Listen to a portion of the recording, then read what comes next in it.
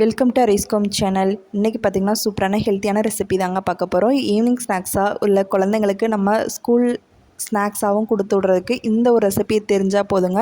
குழந்தைங்களுக்கு சத்தான லட்டு செஞ்சு கொடுக்கலாம். இதை செய்யறதுக்கு ஒரு வெஜிடபிள்ஸ் மட்டும் இருந்தால் போதுங்க. சூப்பரான பூந்தி பொரிக்காமல் ஒரு லட்டு ரெசிபி பார்க்கலாங்களா?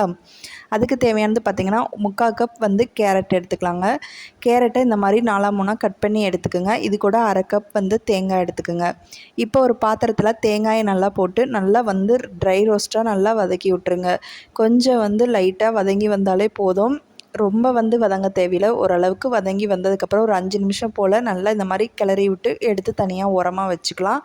இப்போ கேரட்டை நம்ம எடுத்து வச்சுருக்க கேரட்டை மிக்ஸி ஜாரில் சேர்த்தி அதோட ஜூஸை எடுத்துடலாங்க.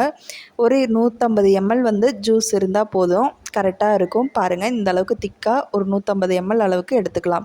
இப்போ 1/2 கப் ரவை எடுத்திருக்கேன். இப்போ இந்த 3 பொருள் தாங்க முக்கியமானது. இந்த 3 பொருள் இருந்தால் குழந்தைங்களுக்கு ஸ்நாக்ஸ் ரெசிபி ரெடி ஆயிருங்க. வாங்க சிம்பிளாக செஞ்சு காட்டுறேன்.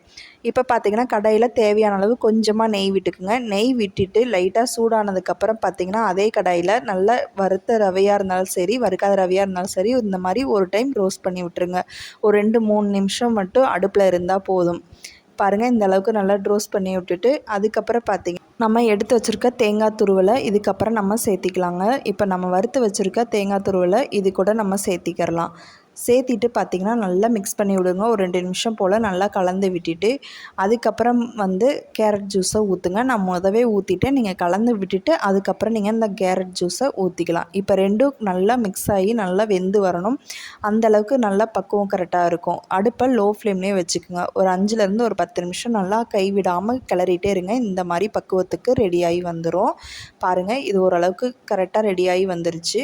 இது கூட பார்த்திங்கன்னா 1/2 கப் சர்க்கரை சேர்த்துருக்கேன். உங்களுக்கு சுகர் கொஞ்சம் அதிகமாக வேணும்னு நினச்சிங்கன்னா 3/4 கப் சேர்த்துக்குங்க. 1/2 கப் சர்க்கரை சேர்த்து நல்லா கிளறி விட்டிங்கன்னா தண்ணி விட்டு வரும். தண்ணி விட்டு வரனால 1 நிமிஷம் இல்லை 2 நிமிஷம் போல் இருக்கட்டும். அதுக்கப்புறம் நம்ம கரெக்டான பக்குவம் ரெடி ஆயிருங்க. பாருங்கள், தண்ணி விட்டு வருது. எந்த அளவுக்கு தண்ணி விட்டு வருதுன்னு பாருங்கள். சர்க்கரை சேர்த்ததுக்கப்புறம் அவ்வளோதாங்க. ஒரு 5 நிமிஷம் அடுப்பில் இருந்தால் போதும், ரெடி ஆயிரும். இப்போ நல்லா பாருங்கள், நல்லா தண்ணி எஞ்சிருச்சு. அடுப்பை ஆஃப் பண்ணிடலாம். இப்போ நம்ம கை பொறுக்கிற அளவுக்கு சூட்டில் நல்லா இந்த மாதிரி உருண்டை பிடிச்சி எடுத்துடலாங்க. சூப்பரான லட்டு ரெடி ஆயிரும். குழந்தைங்களுக்கு இந்த மாதிரி வித்தியாசமான முறையில் டேஸ்டியாக ஹெல்த்தியாக செய்யறதுக்கு நம்ம சேனலில் சப்ஸ்கிரைப் பண்ணாதவங்க மறக்காமல் சப்ஸ்கிரைப் பண்ணிக்கோங்க. அப்போ தான் நான் போடுற வீடியோ உங்களுக்கு நோட்டிஃபிகேஷனில் காட்டும். பாருங்கள் எவ்வளோ சாஃப்டாக இருக்குன்னு. பூந்தி பொரிக்க தேவையில்லை. ஒரு வெஜிடபிள்ஸ் இருந்தால் சூப்பரான லட்டு ரெடி ஆயிருங்க.